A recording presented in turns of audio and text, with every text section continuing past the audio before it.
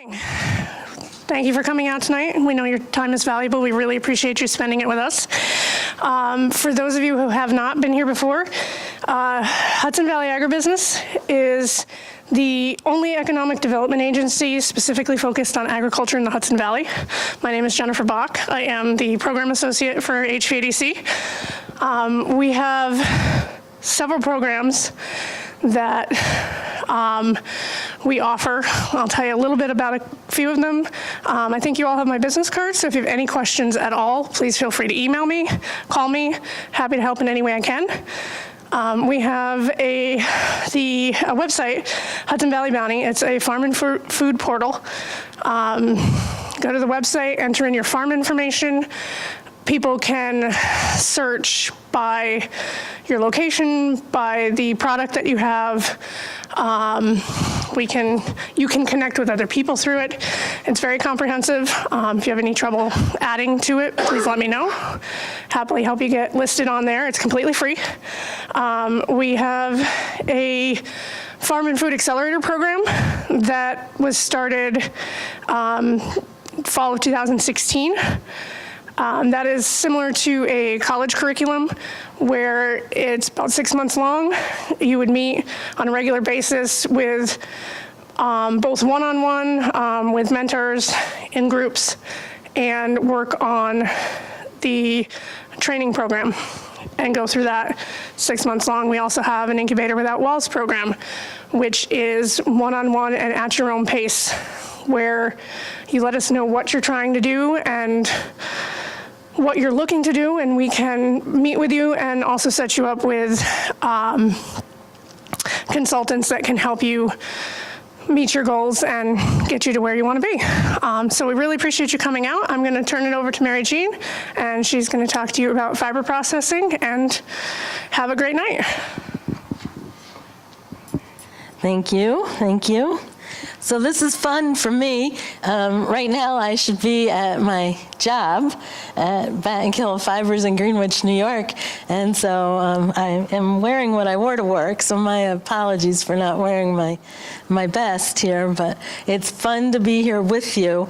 So you know that I own Battenkill Fibers, but I don't know anything about who you all are. So would whoever doesn't have their mouth full with a sandwich, tell me who they are and why they're here. You guys already ate. You go first. Mike Fanis, done. Then we have a farm down in the lower Hudson Valley, Dutchess County. We're in the process of putting about 10 to 15 acres of solar panels on the farm, and we're going to graze sheep underneath them to keep the vegetation down. So we're trying to learn. We're in the learning curve of sheep right now. And we never had sheep on the farm, and I know nothing basically other than they're woolly and they look nice. So I'm trying to glean as much information as we can. Now, you all know each other, right? No? No, nobody. Had you ever heard that about them before, that they have 15 acres of solar panels? Well, that's cool. I hadn't expected that was going to be what my first student said. Would you like to add? He covered it all. Okay, how's your mouth? Are you eating sandwiches? You're okay?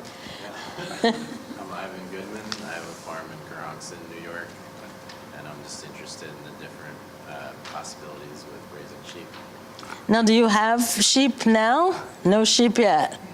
And what do you have livestock now? No. Okay. Okay. Well, those sheep will help you with that. And you are? I'm Jason Betzel. I have a cattle ranch a few miles from here down the road, and I'm also the livestock educator for the extension office in Kingston. Okay. So in the Albany office is Hank. Yep. You know him? Yeah. Well, Hank helps us with the Southern Adirondack Fiber Producers Cooperative Wool Pool. So you know Nancy, you know Todd. Oh yeah, yeah, yeah. And I'm also the secretary of the Empire Sheep Producers Association, and Becky was the former secretary. So we share having to round up insurance certificates for these wool pools. How much did you give the wool pool this year? So we class our wool, which is different than the other pools, but on average we probably got 80 cents a pound. I had a class last night, I guessed 7 to 9 is my guess, so not bad. We talked getting small rooms last night. So we talked at length about marketing, fiber wool. Well, classing the wool makes all the difference at a pool. Finger Lakes didn't have their pool because they couldn't get a decent price because they won't class their wool. Oh, that's why you think they didn't class. Yeah, yeah. Pool's tough. I don't tell any of the beginners to start with pool. Did you all hear that? There's your first lamb lesson. Don't start with wool breed sheep. Unless you have impeccable husbandry skills. That's not. Well, I have the 5 parting thoughts with the end of this, in which if you want to make a lot of money, you have to have impeccable husbandry skills and 4 other factors. So I'm going to make you stay the whole time to get my list of 5. The drag races are at 8. Okay, well, here we go then. So you all are... We're beginners and we have wool sheep. We just started. We have Icelandic and Romney sheep in Carpenter's Falls. And we actually have some wool up at your mill. Oh, so you are? Wildly Farm, but my name's Lexi. Oh, Lexi. Hi, Lexi. Yeah, I saw you on the shelf just tonight. Yes, oh, good. And then, okay. So we have no sheep, we have recommending against wool sheep, we have wool sheep, and we have lawnmowers. Okay, so from this point of common understanding, let's just talk briefly about what has brought me here with you all tonight. And we have 2 things that we're going to know, and then we can go to the drag races. And the first thing is, what are the fleece and wool opportunities in the Hudson Valley? So just let's have a roadmap. What's the lay of the land here in the Hudson Valley? And the second one is specifically, what are the direct-to-consumer and other models that have been successful? And so that's how we're going to spend our time, mainly just talking about those 2 things. And being more of a talker and less of a PowerPointer, I had a slide that said what I just said. Sorry.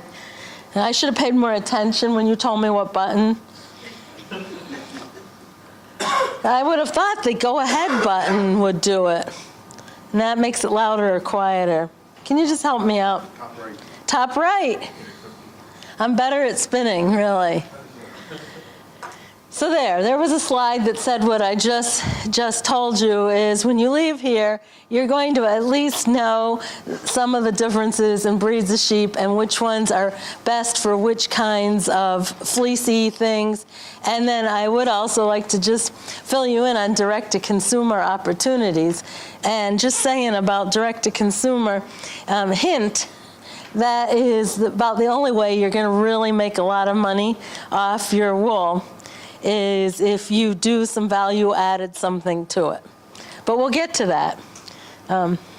Because if you're really making a lot of money off of those solar panels and all you're really looking to do is keep the grass mowed, you can still make money then because it's still going to be cheaper to have sheep than to have people mow the lawn. So, and that's not bad either.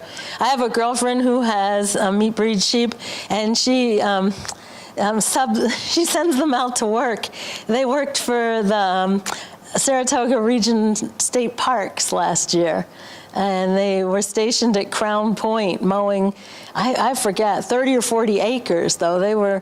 She made a lot of money off of it. I don't remember. I think we can look into that. I didn't know we were going to be talking about sheep for hire here. But she's doing it for a nonprofit this year. And then another friend of mine named Paula, who has White Barn Farm near New Paltz. She has Cormo and Cormo Cross.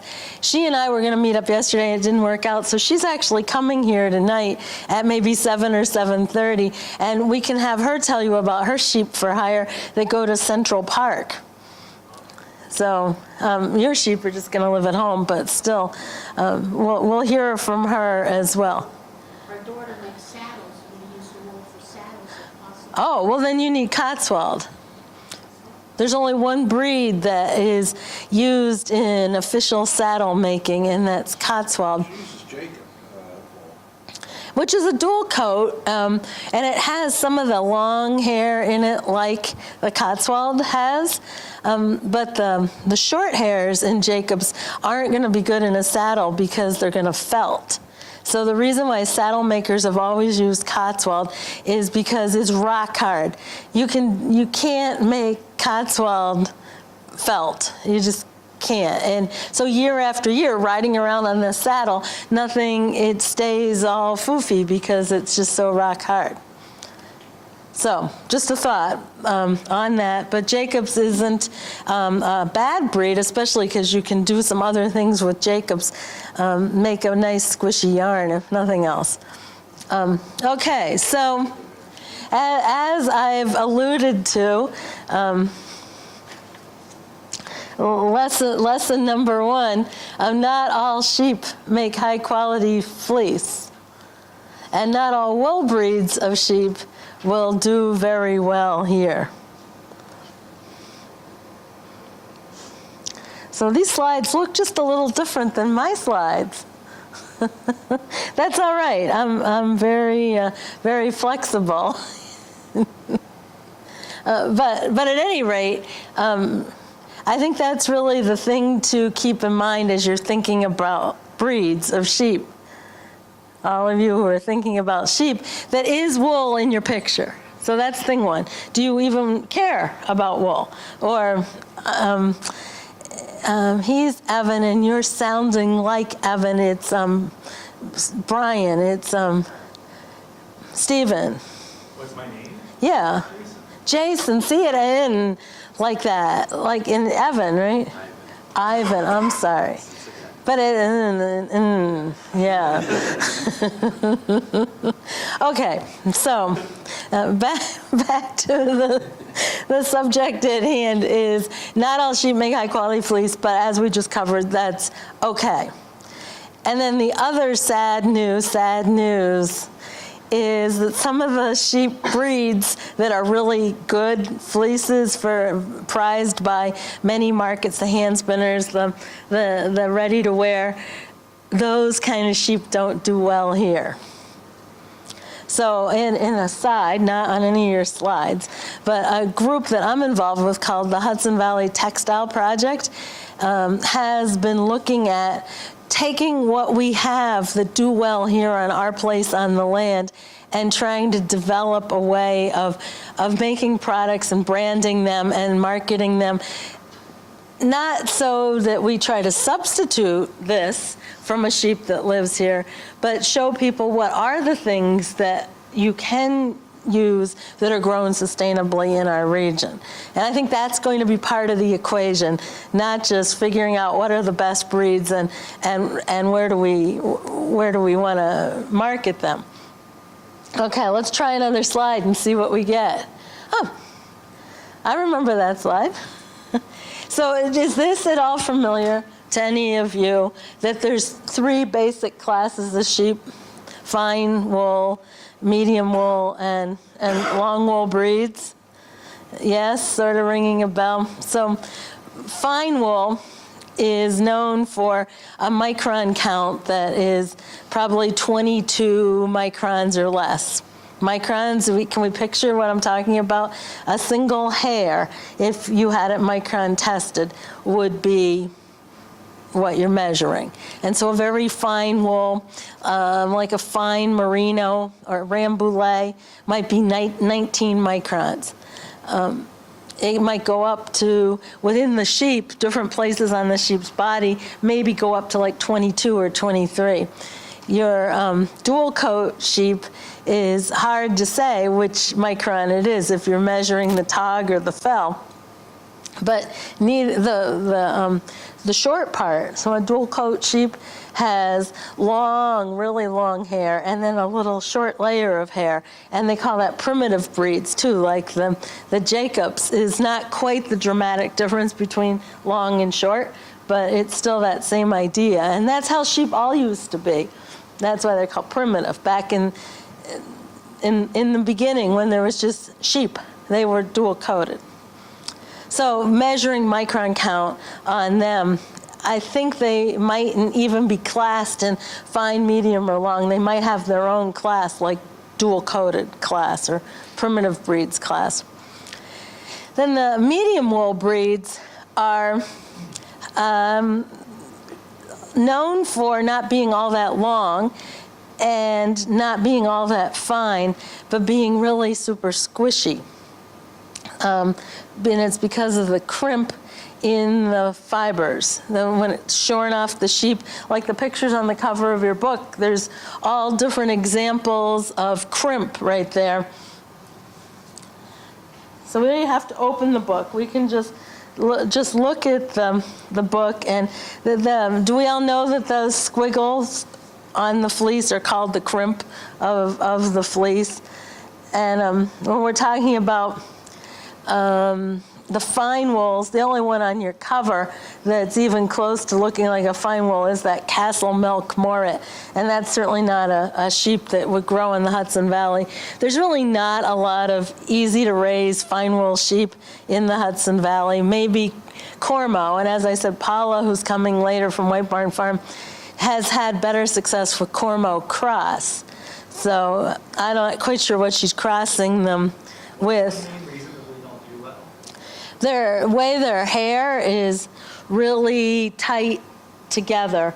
If we looked up merino in our book, on page 136, there's a great picture of two merinos standing there. And they have all these folds of skin all under their chin and around their butt. This is being taped. I'm going to really work on my vocabulary. Anyhow, at issue is that fleece is packed so tight together. See the picture on page 137?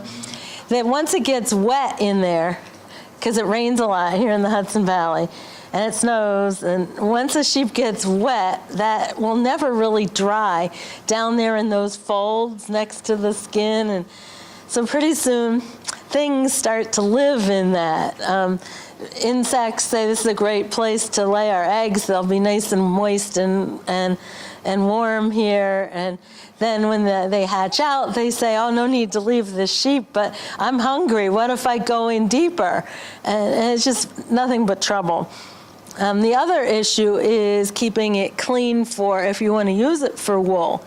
For fiber processing, and because it's packed so close together, it's really hard. Once a piece of hay gets in there, even a little piece of hay, it just doesn't want to come out. And once dust and dirt get down in there, and when y'all come to visit the mill, I have all sorts of breeds of sheep's wool kicking around, and we can have a look at I just brought more of my finished products tonight than I brought. I didn't bring any raw fleeces, but we'll have a look at them when you come to visit, and that'll be an interesting second part of this. Okay, and then long wool is not necessarily always that long, but there's a lot of breeds that are classed as long wool, including Romney, probably one of the best known breeds of sheep in the Hudson Valley, because they're dual purpose, not dual coat, dual purpose. And people raise them for meat, and they raise them for club lambs or for you can sell the lamb to the 4-H kids or the folks who just want essentially a pet sheep. Or you can also sell them for food because they grow pretty quickly and have a good surface to volume ratio. But they also make fleece that is quite usable and works out well with our weather because it's open enough that stuff doesn't get trapped in it, but it's tight enough and crimpy enough that it still makes a pretty nice yarn. So a bunch of different factors go into more than just really length, but these are the classifications when people talk about, oh, what kind of sheep do you have? You can say in general terms, oh, I have a long wool, I have a fine wool, or I have a medium wool. There's a lot of work also across New York State in these medium wool breeds. Finn, Dorset, Finn Dorset, Cheviot, a few Clune Forest, a lot of Dorset and Dorset crosses. And then included in that are some of your dairy breeds too, like East Frisian. And East Frisian isn't really a bad, it's sort of a multi-purpose, like how the Romney, East Frisian or Dorset, you can milk and get quite a bit of milk, but you can also do something with the wool. So that's sort of a lay of the land. Many years ago, Cornell had a big breeding initiative involving Dorset's Finn sheep and then the Finn Dorset crosses, because what they were trying to do is get the kinds of sheep that would have a bunch of babies, like consistently triplets, and all live birth and easy to take care of, or even quads, and then also be able to be bred quite frequently. And all this about developing lamb for the meat market. But still, kicking around New York State are a lot of these Cornell-influenced Dorsets and Finn Dorset crosses, and we see some really nice fleeces from those results come through the mill. We also see a lot of nice Corriedale, which was a breed that I didn't know anything about until 2009. That in my research on breeds, if I were going to get sheep, I would have gotten Romney or maybe Lincoln or Border Leicester. But then I've learned a lot more about Corriedale. And we spin a lot of Corriedale, and the farmers that have them seem very happy with that breed of sheep as well. And I do have some samples. In fact, maybe we'll have take a little break from me talking, and we'll start looking at a couple of things. As long as we're speaking about Corriedales, let's just have a look at classic Corriedale here.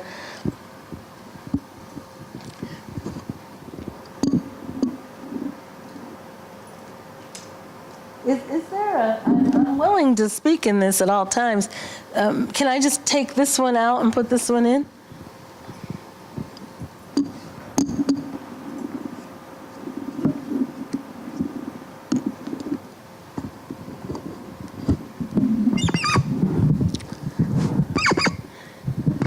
All right, good. So this is classic Corriedale as a spun yarn. This is a 3-ply yarn, so that's really maximizing the squishiness. But let's, and here's a finished product made from it again. From the knitting standpoint, a finished garment, excellent stitch definition, quite soft, holds its shape when blocked or shaped. So a lot of attributes to a Corriedale that I think pretty highly of. But you can also see there's some flaws in this. This is a second, but it's hard to, because it's so squishy, it doesn't slip apart easily when we're processing it. Whereas the Romney makes a very smooth yarn. This kind of wool has definitely so squishy. But let's keep these two together and have a feel on them. And let's look at a fine wool.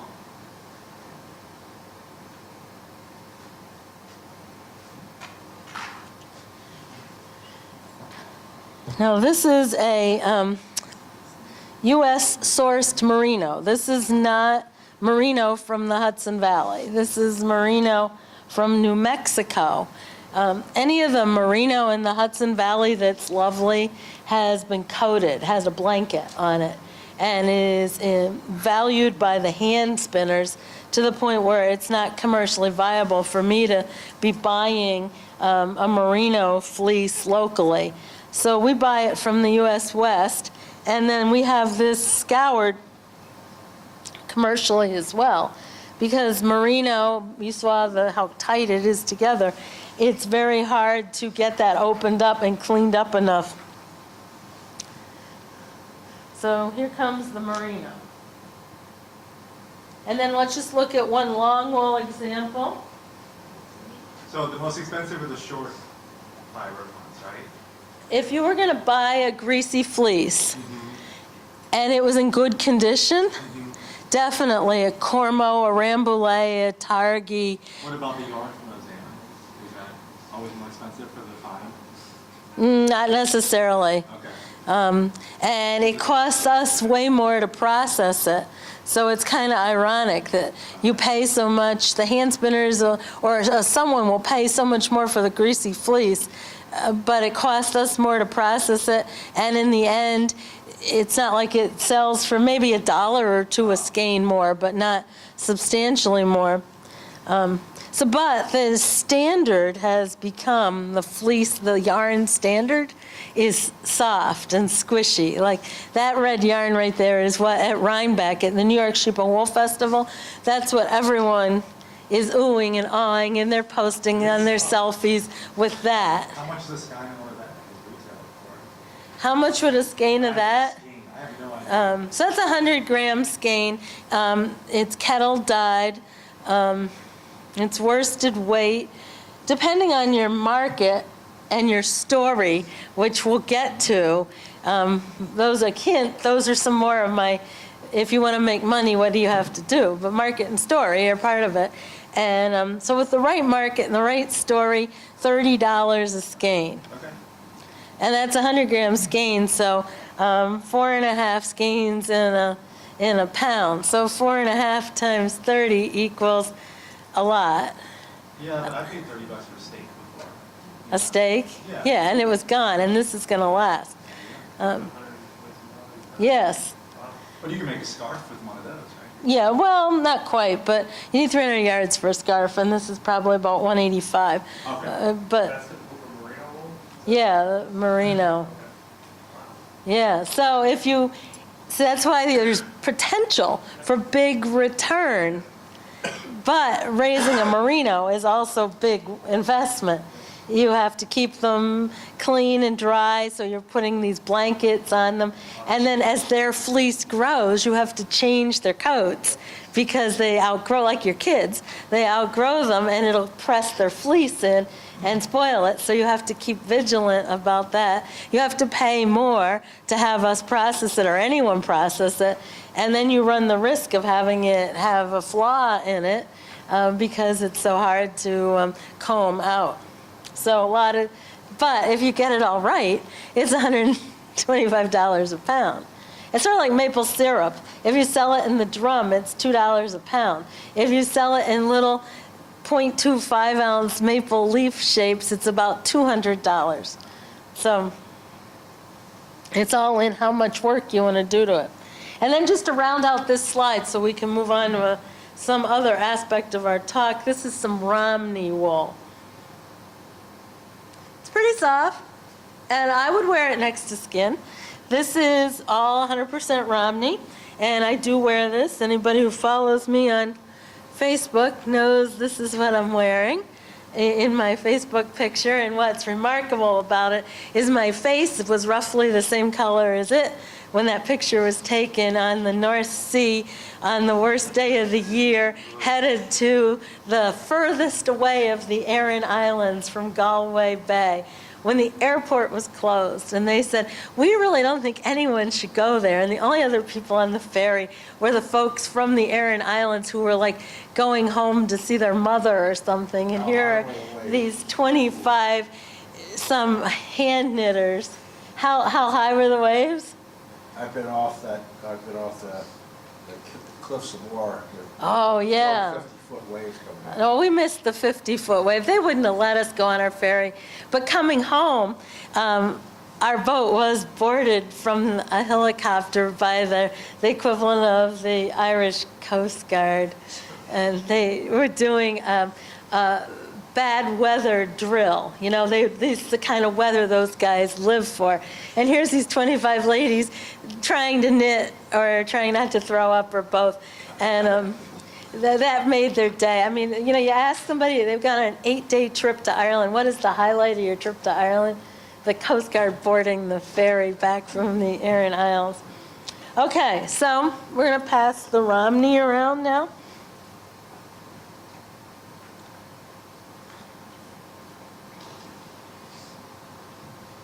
And let's see another slide.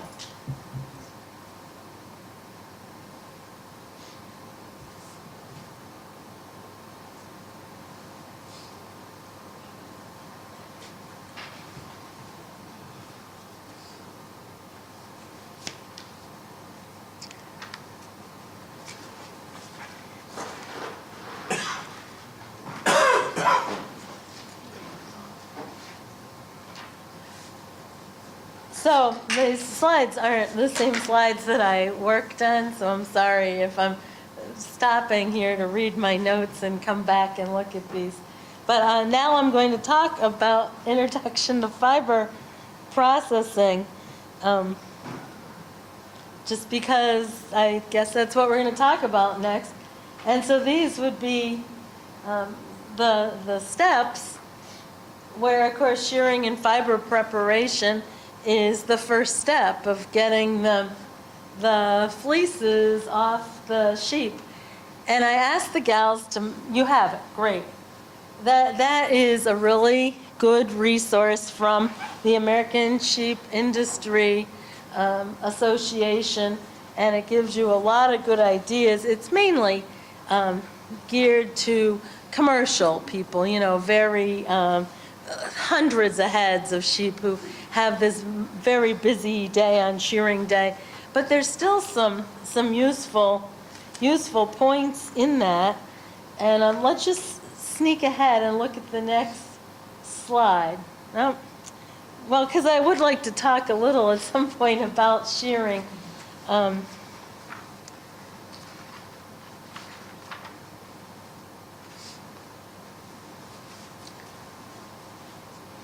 Excuse me, I'm just going to look through this. Okay, so, yeah, tremendously. I had it filled with photos and text that cued me on what I was going to say. I'm really sorry. That, you know what? Maybe we should take a break, and we could put the PowerPoint, my own, on here. I know it's not branded with HVADC. Because I have a lot of really helpful photos. Let me just preview it all and see if there was, no. Because let's take a 5-minute break, sorry, and I'll get my PowerPoint. Okay, thank you.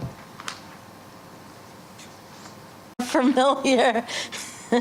And we have, just to recap, how we came to be at that slide is we had talked at some length about fine wool and medium wool, the gray being the medium, and the long wool, the green scratchy thing from going to the Aran Islands.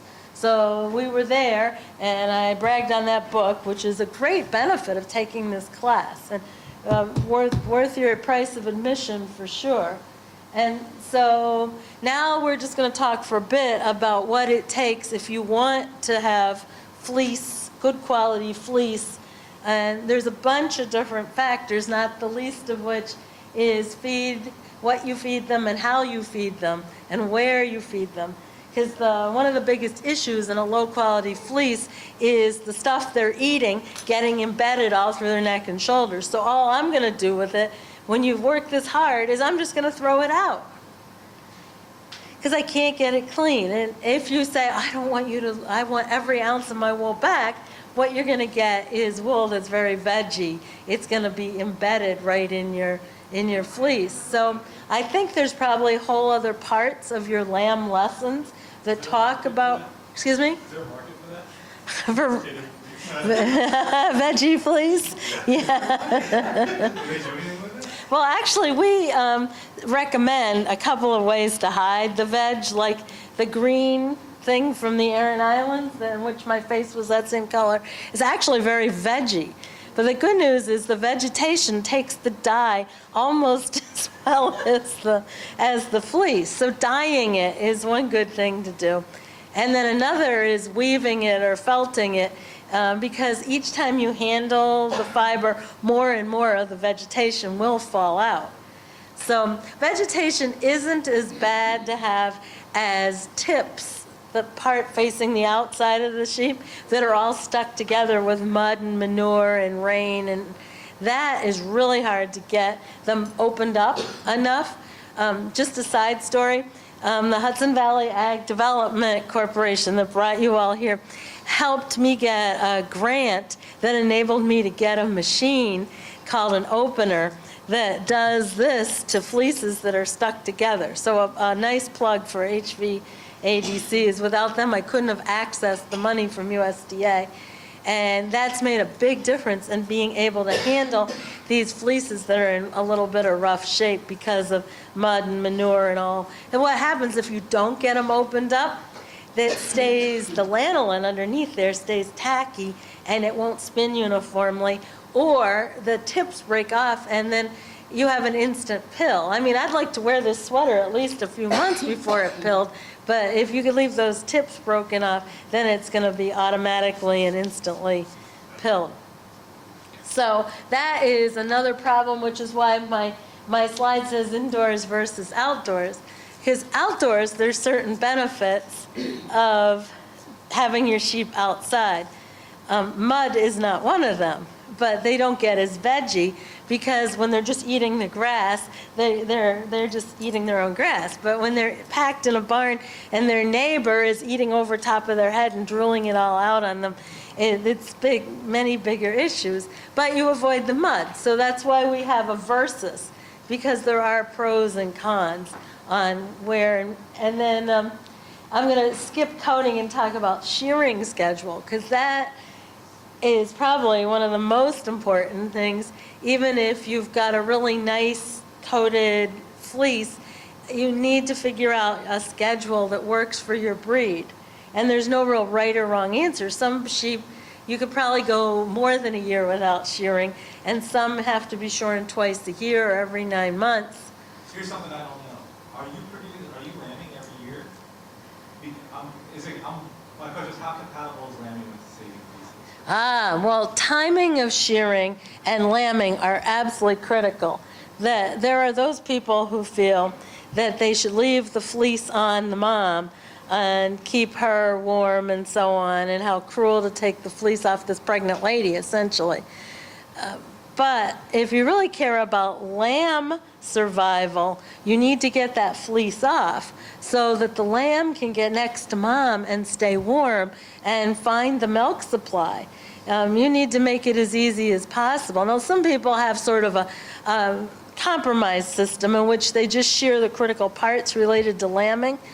But I still don't like that approach because the lambs are, well, you know, from your own kids. You go pick up your kid and he says, Mom, I don't feel good. And out it all comes. Well, baby lambs are no different. They overeat and they spit up on mom's coat. And then as they get older, and you know, you're just going to lay down for a nap. And there they are, the twins, jumping in bed on you, pulling at your hair. Well, same thing with Mama, you there. And so pretty soon, even a nice fleece looks rotten. And there's nutrition issues, too, that nursing moms put all their energy into raising their fleece. So what would be the best time to harvest that fleece? Right before lambing. And so when would be the best time to lamb for you? January, February, Okay. and shear in December or January. Or a lot of people shear. Oh, you just want to shear before they're lactating. You don't mind with their third trimester. No, third trimester is fine. Okay, you just don't want to be nursing. Right. You want the lamb to be nearly ready to come out, but because you don't want to bring them in to the barn too soon either, because of my philosophy of they're cleaner outdoors. And plus, you really only want to bring them in when it's time to shear and lamb, and leave them out as long as you can. Okay, so that's a lot of things. While I say all these other factors, because if you're not scheduled to lamb until May, you probably should be shearing before you lamb. But that, in my perfect world, I would have a Corriedale or a Romney. I would leave them outside till Christmas, and I would shear them in January, and they would lamb in February or certainly in March. And by the way, I don't have any sheep. I have my hands full with the mill. Very, very full. And then coat or not to coat. And it is a big commitment. But in the whole scheme of things, in these 5 factors to success, you really need to be thinking through return on investment. And even though it's a pain, if you're faithful with coating, you'll have amazing fleece results. Okay, so now there was my plug for that book that I thought was very useful, and I still do. And I guess it comes down to this, and can we make the light so we can see the picture and the screen a little better? So I call shearing day make or break. This one day, you could have followed all my advice for a whole year. You could have timed your shearing, timed your lambing, put on the coats, kept them from rubbing their back up against the door and felting it. You could have done everything I just suggested, and then shearing day comes and it can make or break. So look at some of the factors going on right there, right now. The shearer is working in a really well-lit area. He's working on a sheet of plywood. That sheep's almost done. So all the stuff on the plywood is just from that one sheep. It's swept clean in between every sheep. That pile over to his right is the junk. Even as he's shearing it off, he's throwing it aside. That shearer is being paid more than just a per head. He's being paid to get premium quality fleeces off of premium sheep. Standing over there are 2 wool sorters on the right and a sheep handler and a wool recorder, someone writing down which bag, what fleece, how much did it weigh, everything. And there are the bags lining up on the left, each fleece bagged and labeled like it says in your handout. So this is a do this and shearing day will go well. There's a lot of factors there. Is it fine going into plastic bags? Oh, plastic bags are great. Yeah, especially if you need to make sure the wool going in is really nice and dry. No wet sheep in plastic bags. But then they'll keep a little better if it's in a plastic bag. Make it a little harder for mice to get in, and harder for moths to get in. So some benefits of that. So I had given away most of these. And there's an even cleaner piece of plywood. Look at that. Of course, the sheep has been outdoors. This is for a shearing demonstration. So everything is really by the book here. But contamination is what we're talking about. And skirt before bagging. I see a lot of stuff come through the mill that I know I'm never going to be able to save. There's still tags. That's the manure, crusty pieces that are all stuck together. And you can't get that dry. That stays wet for months and adds moisture and smell to the whole fleece. Belly and top knot, that's these little tight curls on their head, very cute. We can't spin them. So take that out before you ever bag it, before you ever send it for processing. And packing and labeling. Make sure you know what's in your bag. So here's just a note like this. I don't know what it says anymore, but I think it says use for blankets or sell to hand spinner, or just take a second. Now the shearer is going to say, look, lady, I got to go. I'm in a hurry. And you say, look, I'm paying you, and it'll take me 1 minute to put a note. Wait 1 minute, we'll have your next sheep out. And then back there under shearer support, by being really nice to your shearer, if would you like a cup of coffee? Can I get you anything? Then they're going to understand that you really are trying for wool quality. So there's 2 kinds of shearing, and one is utility shearing. And I get a lot of that. They're not usually the owner of the sheep. So person 1 is a neighbor, person 2. Person 2 has sheep. They don't know what breed. They don't know anything. They have them utility shorn, as fast as they can go, just clean them up. Person 1 says, oh, what are you going to do with that wool? Person 2. They say, here, you can have it. Person 1 comes to the mill and wants us to make this. It just doesn't happen. And there on the right is what becomes of, talk about bagging and labeling. That bag there,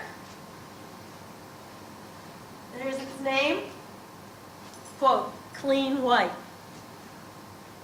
Not what sheep it came off of, not what farm it came off of, nothing other than the fact it was white. And it didn't have a whole lot of veg in it. So that's the other extreme. And one of those bales weighs between 300 and 400 pounds.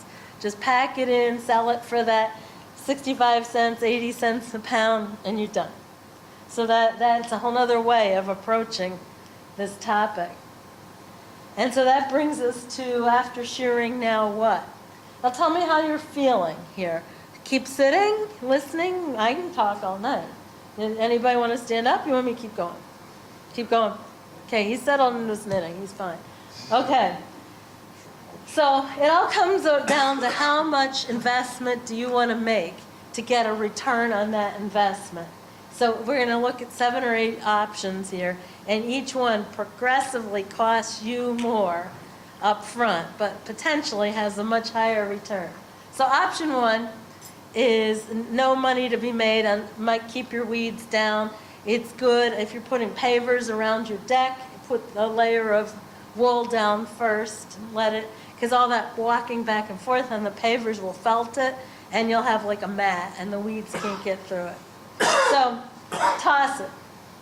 In some cases, that's really the best thing to do with wool, is just get rid of it. Second thing, sell it in bulk to a wool pool. Wool pools are events that happen once a year, usually in different regions of the state, different regions of the country, where farmers with wool, they just want to get their 80 cents a pound for, just drive it there, turn it in, and a couple of months later, the check from the pool comes, minus handling fees and trucking fees and sorting fees and a lot of fees. But still, it's better than throwing it over the bank.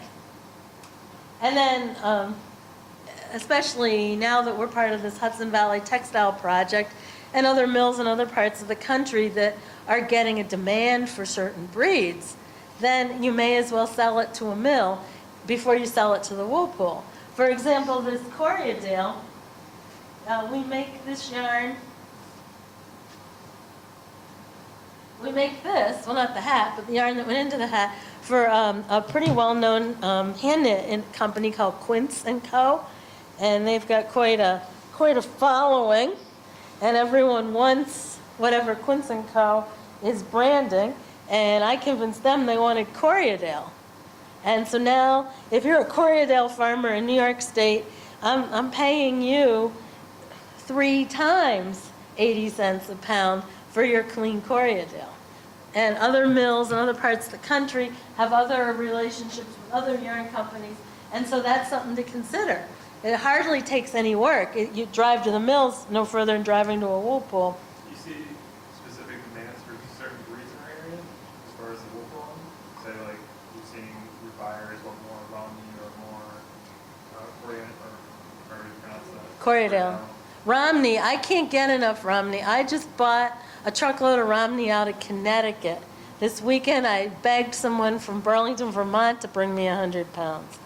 I have an order for over 800 pounds of a Romney Merino blend from a yarn company, and another order from another yarn company for Romney Merino nylon for a sock yarn.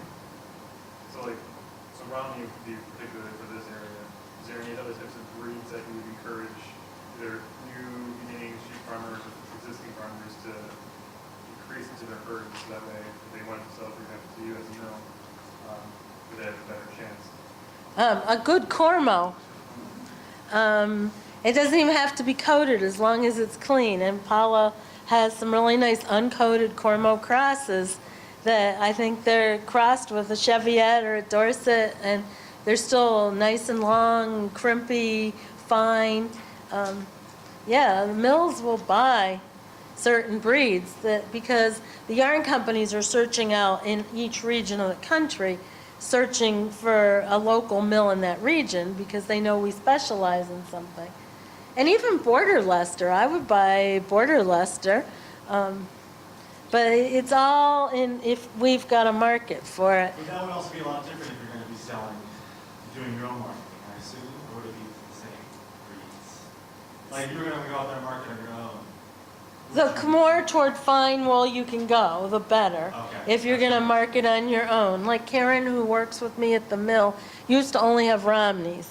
And now she has Cormos, Merinos, and Romneys. And she's doing a lot of blending. So this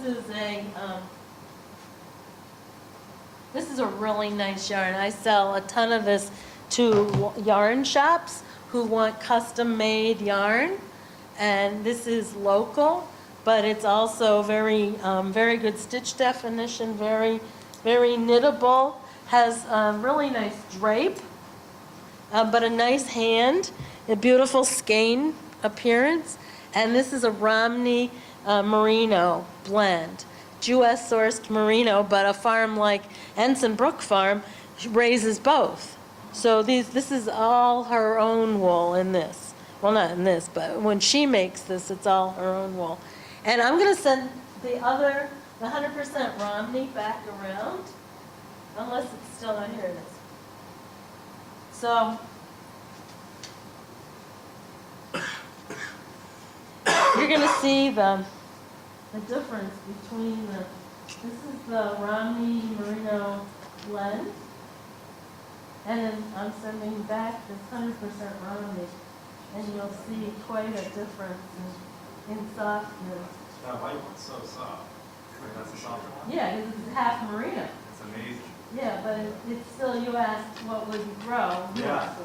So is it possible to make, a living wage from selling to wool pools and aggregators? No, Okay.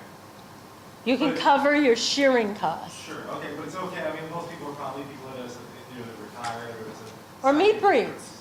You Okay. can, if you sell your wool from a meat breed to the wool pool, Okay. that the wool sales should cover the shearing, maybe some of the vet, and then the sale of the lambs, either for people who want to raise lamb or people who want to eat lamb, you can make a living. Cool. Like we have a customer out in Gloversville who has Dorsets, and that's what he does. He's a farmer and he raises Dorset sheep. He's probably got a couple hundred ewes. Yeah. That's the other thing is scale, but because you need a tractor whether you have 10 sheep or 200 sheep. So if you're going to make a payment on a tractor, you need certain critical mass to justify the payment on the tractor. Sure. All right. Oh yes. Our plan is to buy weaned sheep, which will probably be 3-4 months old, right? Mm-hmm. At that point, keep them for 6 months grazing. So at that period, they could be sheared, right? Yeah, you could shear them before you had them slaughtered. Yeah.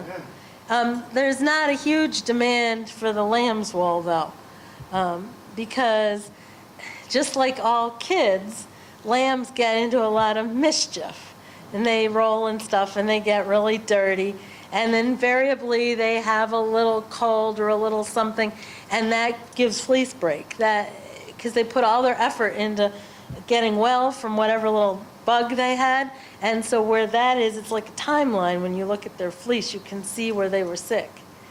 And also sometimes it's kind of yellow, and I don't quite know what makes lamb's wool yellow like that. So there's a lot of issues with that plan. I would be more inclined to sell them as lambskins, which, again, that's just how much more money you put into it, but you get your money back out. Because people want them in their kids' car seats, on their desk chair, between the mattress pad and the sheet on their bed, especially for their babies, just on the floor. Excuse Do you me? process those? No, I don't Send do them that. to a tannery. Right, you send it to a tannery. There's a colleague of ours up in Vermont called Vermont Natural Sheepskins that is doing the tanning in a very environmentally friendly way, and also I would feel a lot better about putting a grandbaby on one of them than on a traditionally tanned. So in answer to your question, I mean, what you're really talking about is what the meat market people do all the time, and you might do some of each. You might shear half and sell that wool to a wool pool, and you might send the other half to have lambskins made and sell them as the tanned skins. But you got a good idea there of not trying to overwinter them, because that's where you have a lot more feed cost and shelter costs. So that does make good sense.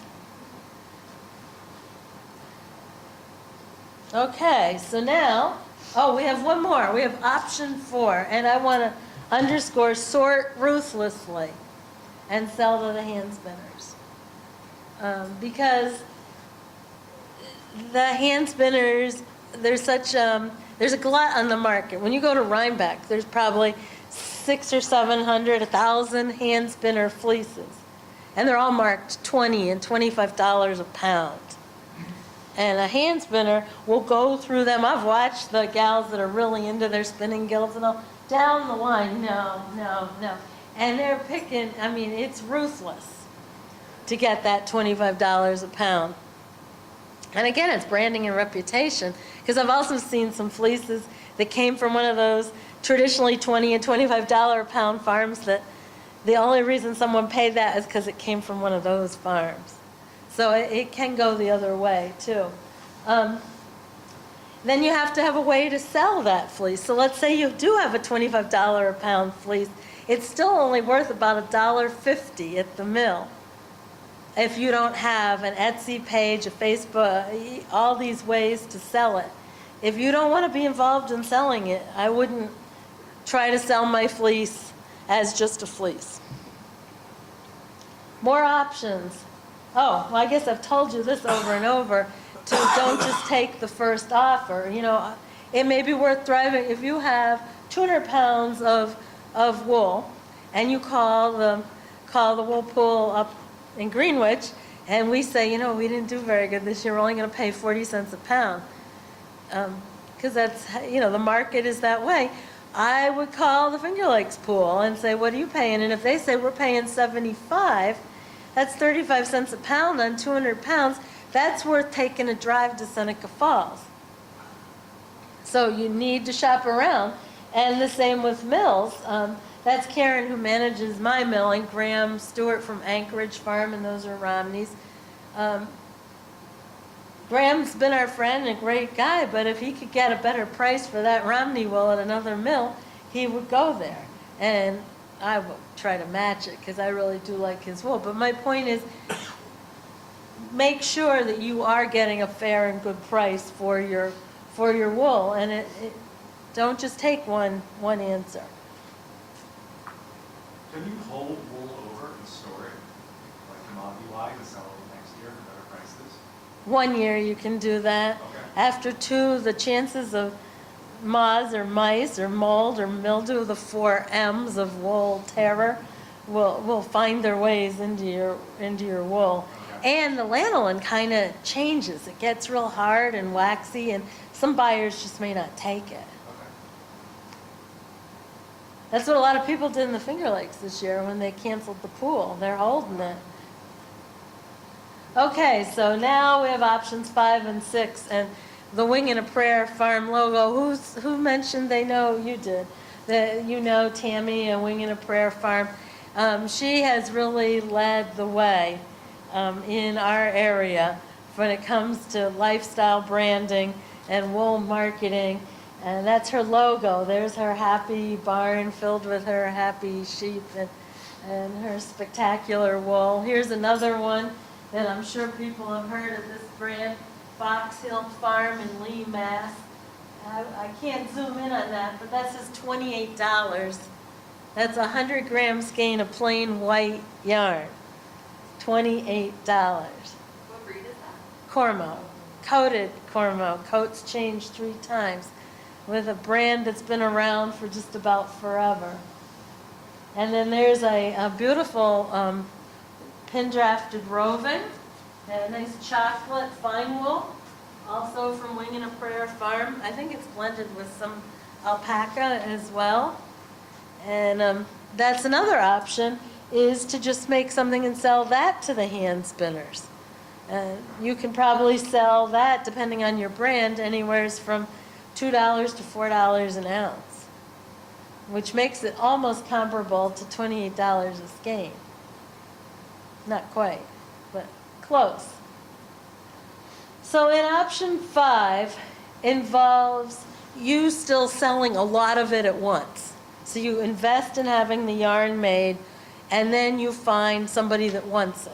A yarn store, a general store, a gift shop, some place that wants to buy 60 or 100 skeins at once.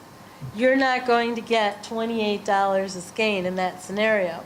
The yarn industry has a keystone markup which is just about enough to drive us all in this room crazy. Meaning, if I sell a skein for $8 to a distributor, they're going to sell it to a yarn store for $16, and the yarn store is going to sell it to the customer for $32. Now, all of this Keystone worked great when the yarn company sold the yarn for $1, and the next people for $2, and then for $4, and then for $8. And those $4 a skein gave the gal who owned the yarn store the money to pay the heat and the light and the rent and her health. But now we're looking at $16 a skein. Do they really need that to keep the heat and the light and the rent? But this Keystone markup is still there, which is why we're talking a lot about direct to consumer, and why you can see I'm not big on option 5. Option 5 is good if you've got a bunch of yarn, or if there's some feature, like Wing and a Prayer Farm took advantage of option 5 and sold a bunch of yarn that we had made for them to a venture by Taproot magazine, where Taproot had set up some Etsy store where you could buy the yarn that was featured in a pattern in their magazine. And they did all this piece about the farm and a couple of farms, and then that paid pretty well. But it's a pretty limited place for that. So option 6 is really one that I think anyone, especially in the Hudson Valley, should really consider, because there are many sheep and wool festivals. There's a general awareness of consumers of buying direct from the farmer. But you need to do certain things. You got to have your Instagram, your Facebook. You need to have a cute label. You need pattern support. So again, the more money you spend, the more money you make. And if you love doing stuff like that, it's no big deal. If you think that's fun to go to a festival, then you've got to do it. But if you just want to shear and be done, or sell it in bulk to a yarn store, so you have to figure out where on that you fit. But festivals really are an excellent way, and not every place in the country has this option, but in the Hudson Valley, in all of New York, really, we're very well located. That's actually my booth at the Maryland Sheep and Wool Festival before the gates opened. You would have never seen a picture of my booth after the gates opened, because I could have never stood out on the path, and there would have been however many people crowding in there buying all of that. And then, this is an option that more and more of my customers are getting involved in as they're learning more about their markets, and that's make a finished good with it. And so those are all machine made. So that hat we've been passing around is not machine made, but these items are all mass produced. Here's an example of machine knit.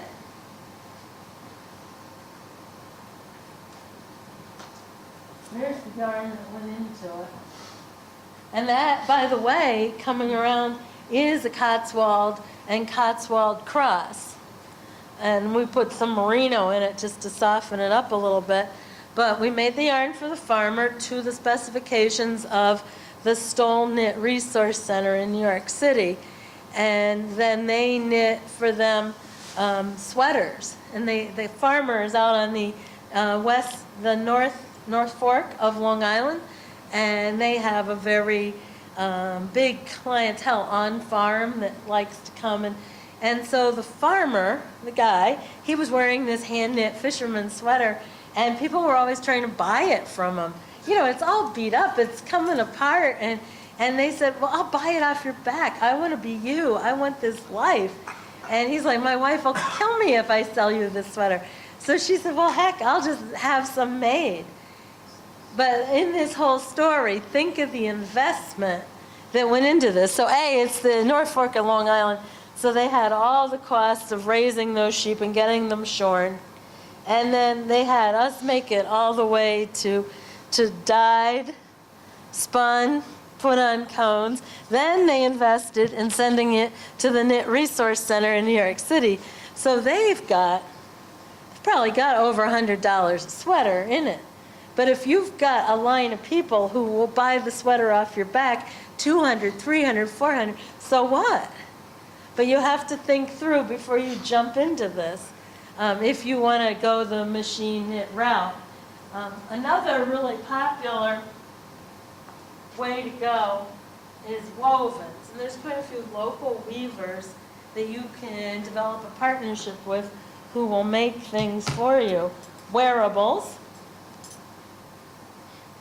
And this is a good use of wool that isn't all that soft. This is Wensleydale and Gotland.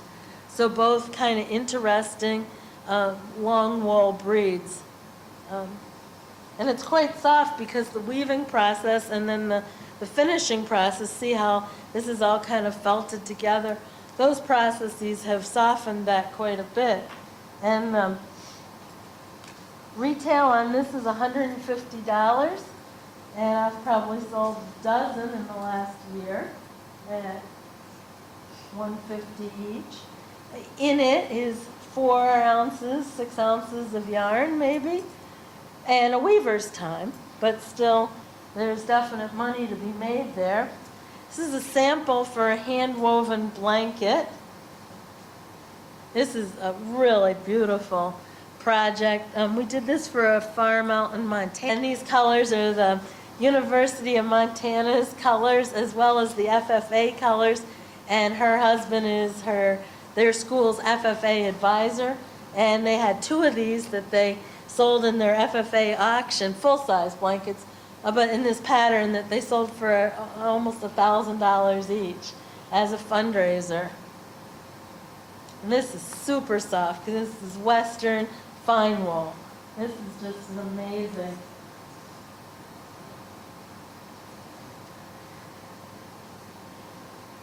So that is something to think about, but you're gonna have a lot of money tied up in it for sure. And then some new emerging products. How about this thing? Look at this. How cool is this? It's like an Elizabethan cowl made from a felted pleated alpaca wool blend. The gal is more an artist than a fiber person. Around your neck, or as a table ornament. Yeah, well, they're big. That would fit around your neck. And it looks great with like a leather jacket and jeans, whatever. And she's selling those at museum gift shops for $300 or $400 a piece. Which artist is that? Her name is Jeanne. It's Dutch. She's one of. I can find it. She's one of. Yeah, if you look for that, it has a really cute name. The product it's Dutch. The word is like Mooki, Mooki, or she's one of my Instagram people. So I definitely have somewhere in my Instagram a picture of that. And then if you click on the picture, then you'll have how to spell her name. That's horrible. See, you have Alexi. I know your name. I read that on the shelf, and we just call her Jeanette. So, anyhow, in the middle there are some felted chair pads that we're developing with a giant needle felting machine. You know, kind of like home needle felting where you do 1 or 3 at a time. This does 1,700 needles at a time. It's the width of the table, and you feed it in like this, and it does this all back and forth really fast. And so what it does is it takes this, just some roving, and makes it into this. Do you know if they have hand tools that are more than like 1 or 5 needles? No, that's it. But you know what? This uses the same needle as the 1s and 5s. With the little hook, you just have to replace a whole row at a time. But really, I'm so impressed with what this is doing. And talk about an emerging market. We showed this at Rhinebeck last year for the first time and didn't even know how to package it. Should it be as finished items? Should it be as just sheets of felt? And the market showed it didn't matter. People would buy it in any way they could get it.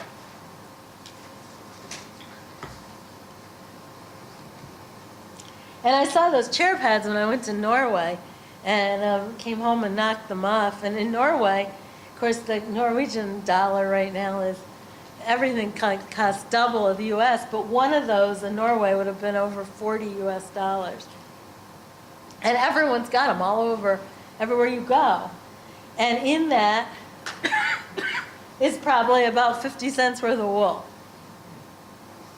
So talk about a markup. Okay, overview of STEP, go ahead. People just use those for like putting underneath pots and pans? Chairs, when they sit, you know, on those IKEA solid wood chairs, and so it's comfortable. And they're cleanable, and if your kids spill something on it, it doesn't matter. They use it under everything, and also in beds, as a layer in bed.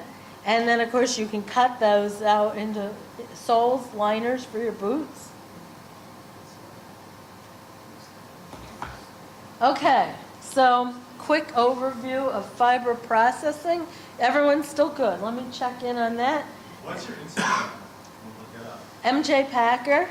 Oh, that's easy. I hadn't thought in my Instagram career over. 2 years ago Christmas, 2.5 years now, our 2 adult sons who live in New York City, one's a pharmacist and one's a lawyer, we're home at the farm. My husband's a maple syrup farmer. And they had an intervention with us. They sat us down in the living room and they said, guys, there's something we need to tell you. I'm thinking, oh gosh, what is it? And they said, you're really missing out by not being on Instagram. So I do what the kids tell me, right? I set up this account, but I never think I'll have over 2,000 followers. So I do this name, the MJ Packer. Nothing great, you know, like best wool of the Battenkill. No, MJ Packer. At least I can remember it. And the same with Dad, he does Maple Land Farms. He didn't even put his own name. And same thing, he's got all these people. And meanwhile, the kids who made us do this still have their 22 followers from grad school, and that's it. It's a riot. So, steps in fiber processing. Nobody wants to take a break yet? You're all still good? I should just keep talking? Okay. Here we go, more talking. And you're going to see all this in person. Oh, has anybody mentioned to you you don't have to wait and come at 6 o'clock at night? I have that on my list to talk to you about. We are looking at potentially having it a little bit earlier, but everyone, we want to make sure that will work for everyone. Or not. I mean, you can come whenever you want that There are day. some people that aren't here tonight that I'm going to email and find out what the consensus is. So if you want to just let me know at some point what your thoughts are. What was the other time you were? 3. You're welcome to come at 3 or 4 or 5 or 6 or 7. But given that it's now dark and you have to drive home, I was thinking if you got done, maybe you want to come before chores. Or And you have time from 6 to 9 and 6 to 8. is 6 to 8. Still dark, but. Yeah. So before you leave, just let me know what your thoughts are on that, and then I will speak to the people that weren't here and get an email out to you. If it'll depend on what the majority of the group wants, and if it's an even split, Mary Jean's willing to do more than one, so we can figure that out. And we can actually do more if there's just a few of you. We can really do what you're interested in.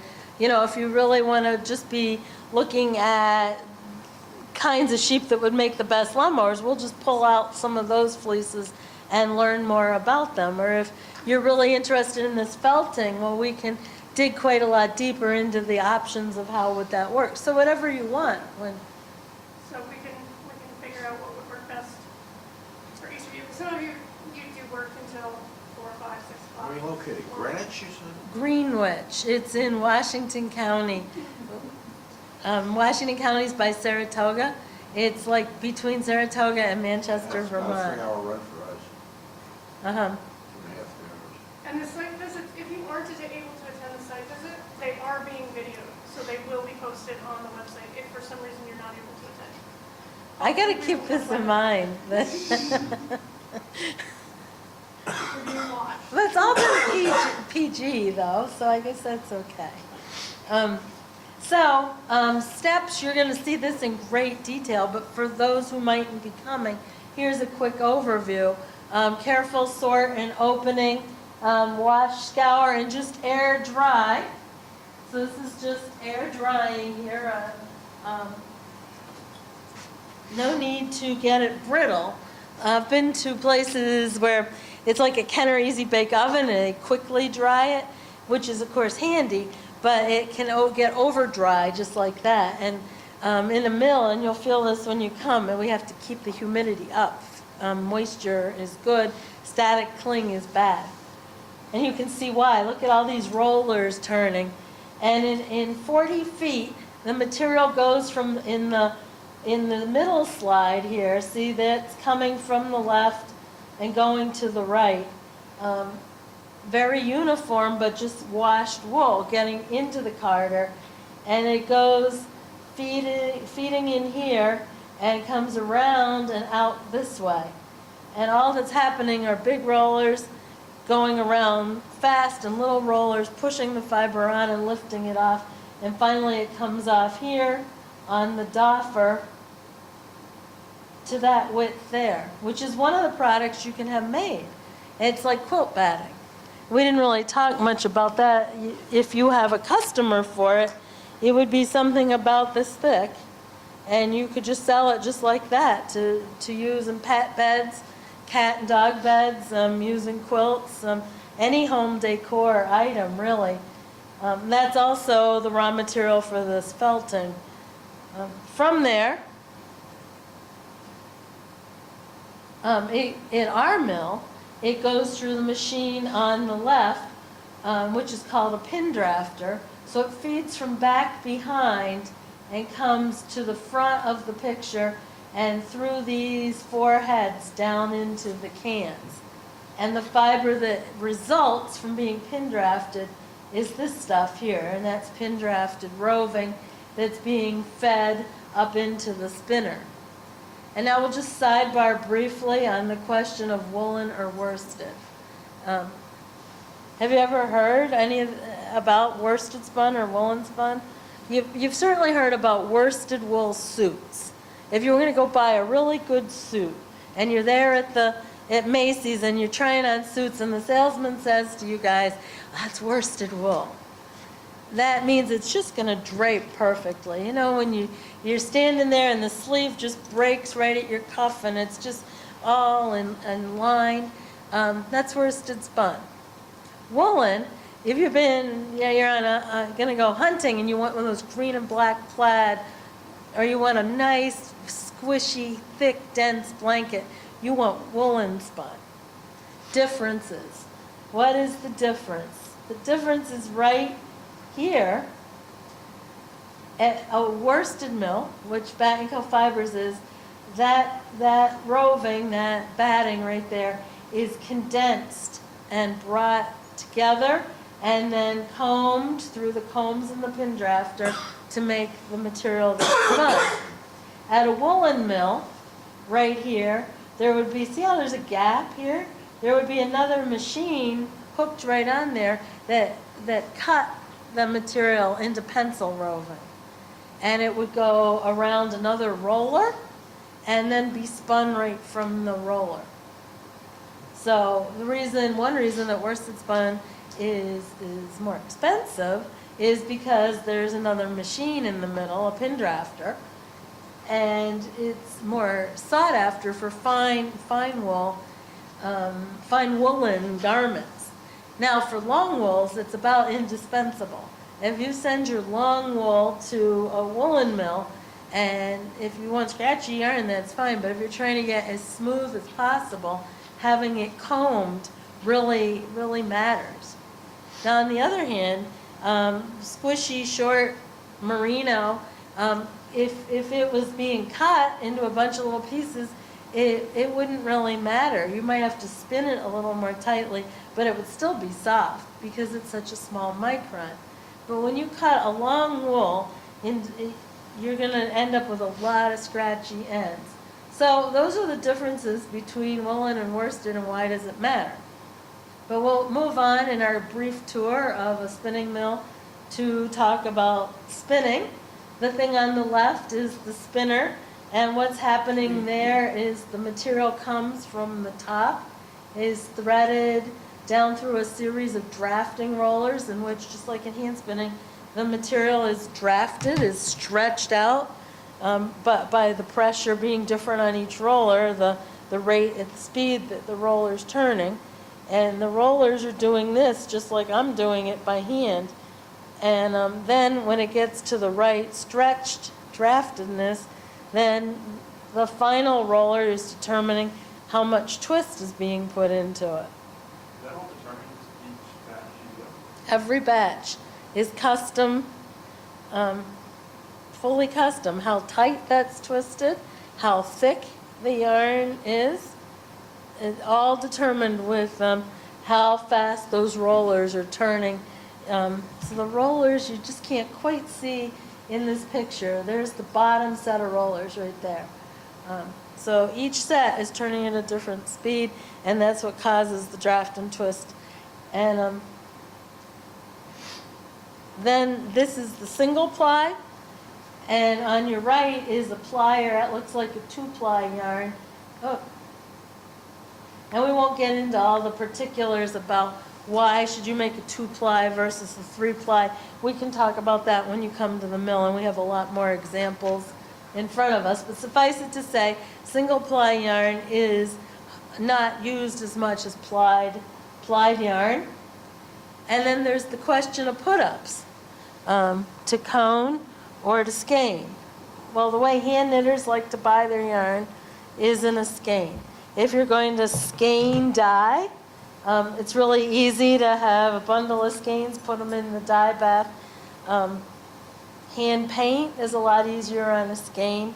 But if you're going to send it to be machine knit or woven, then you put it on a cone. So it depends how it's going to be used, who you're going to sell it to, or how it's going to be used. On the right is a really interesting example of creative plying. This is the yarn from Paula from White Barn Farm in New Paltz, and in that, I think it's just a 2-ply, is why I keep staring at it. Let's just say it's 2-ply. One strand is white, one strand is either blue, green, or red, and how that happened is she took a white skein, laid it out on a surface with its neighbor, so there'd be 10 or 20 white skeins, and then she put red dye and blue dye and green dye and painted that all through. And then when that got twisted, one strand of that with one strand of white, it made that. Very labor intensive, but also pretty darn good looking skein. I mean, that's beautiful.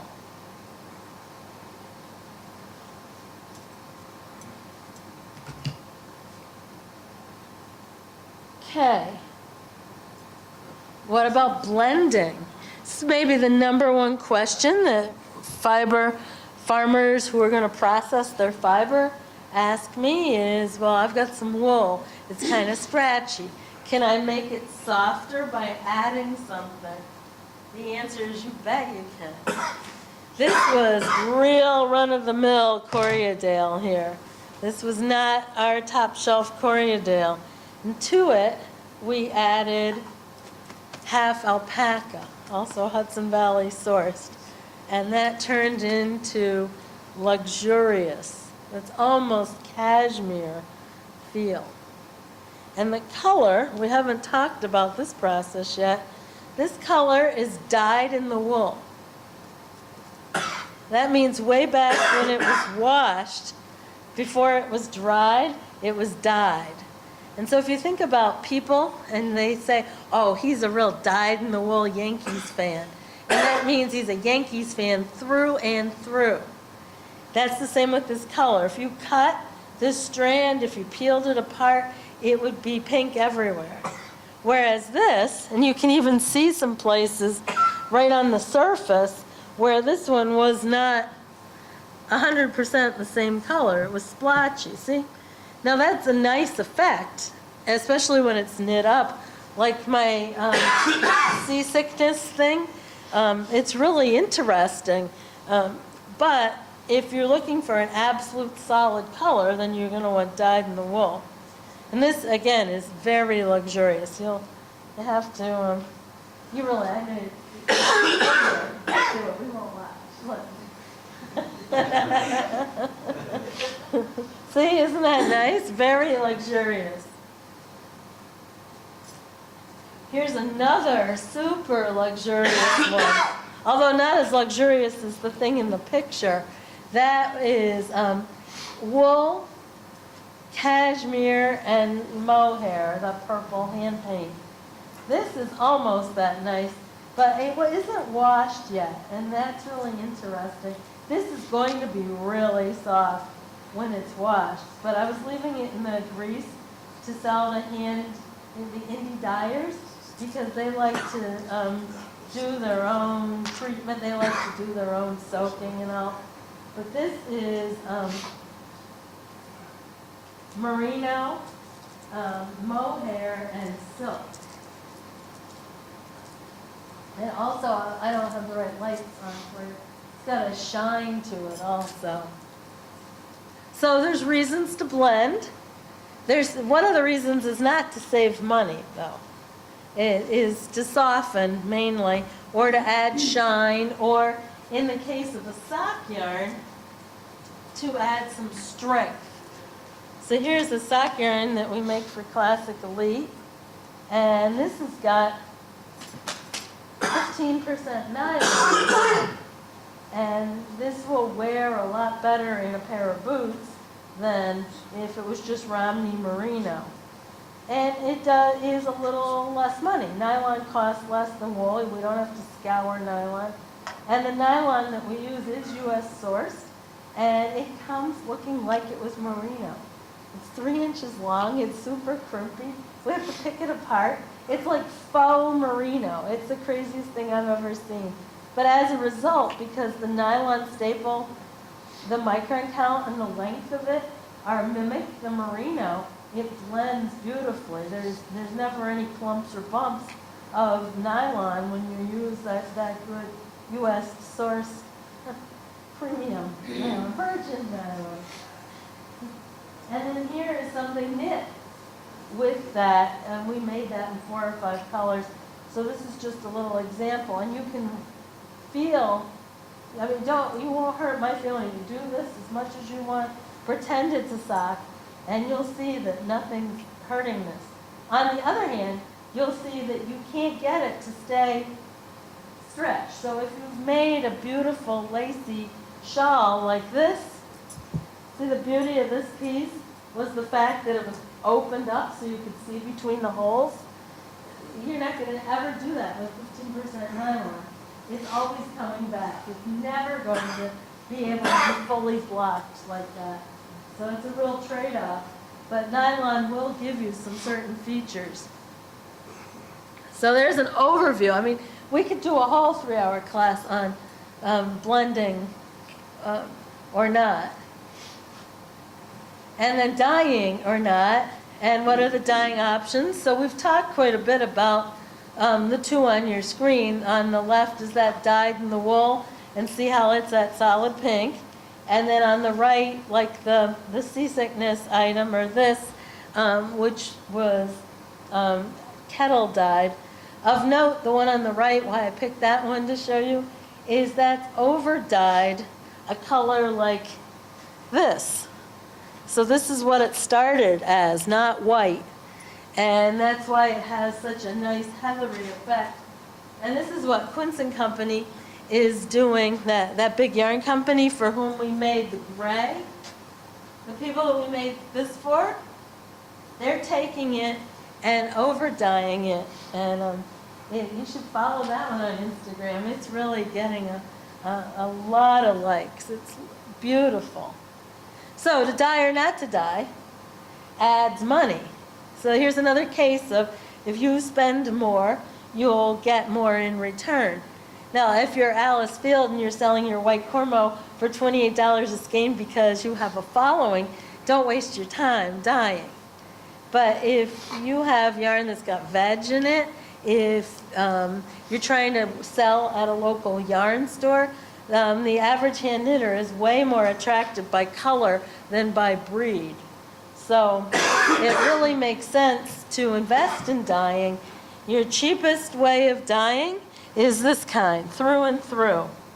But it's a little flat. It's one solid color. It looks like lion brand. It looks like commercial yarn. This has got a lot more interest, but it's about 3 times the cost. So again, it's all about trade-off. And then finally, thinking through the value of branding, messaging, networking. There's just this is really where the last step, where if your money you're making is at this level and you've crept up to that, in one last step, you jump up this high by your messaging, sourced and crafted in New York State. That little label, I bought 100 of them for $60. Yet putting that label on that coaster or the chair pad took this from being a 25-cent item to a $5 item. So I've got 60 cents in the label to make $3.50 with it. So really worth it.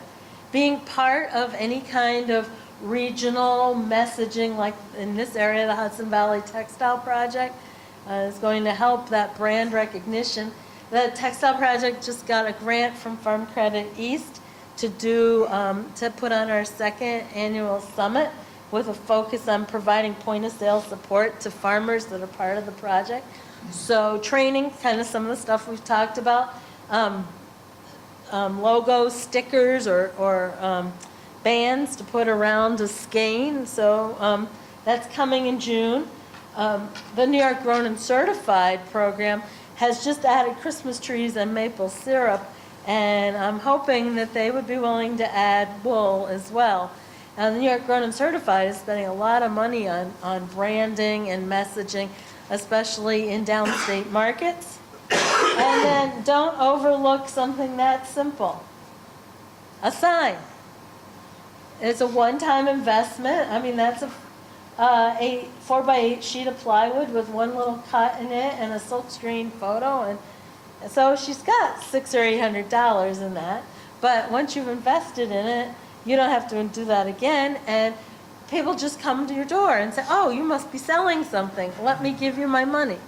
So it's a pretty good return on that simple piece of branding. So, of course, on the other PowerPoint are my 5 parting messages. Do you happen to have my 5 parting messages?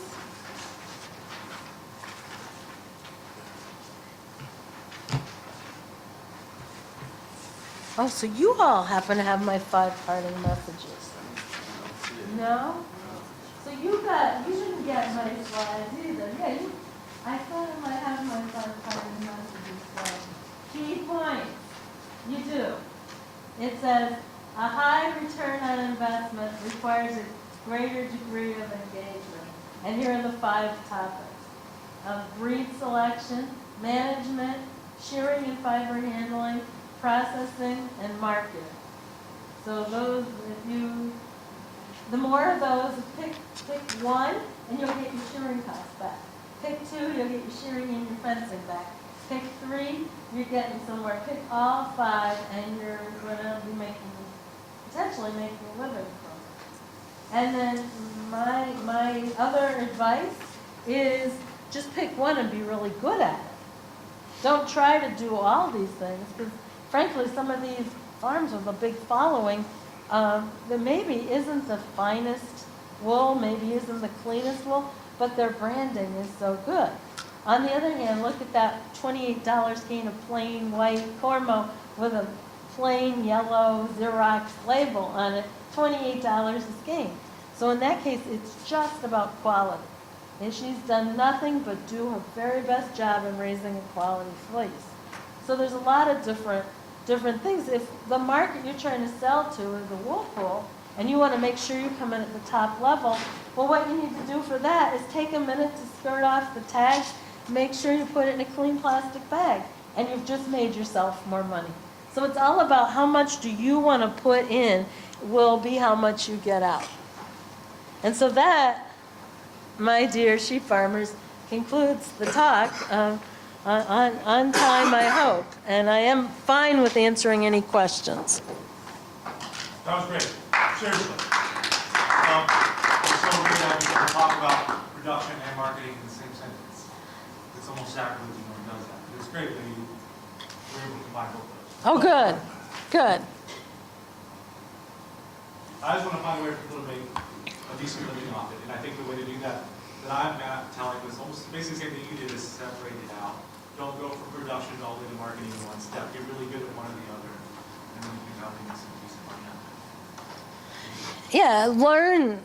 Don't try to do it all. I would definitely not take on all 5 of those steps. Yeah. If I didn't have a sheep now, and in 1 year think I could do all 5 of those things, I would start with any one of them and at least be better off than I was before. And that's why I said at the beginning, like, I don't recommend you try to be a farmer right off the bat. Get, just practice Yeah. the sheeping goats first. See if you can like them. And we'll get in there like a little fragile, whatever there is. I'm looking at meat goats eventually in my place.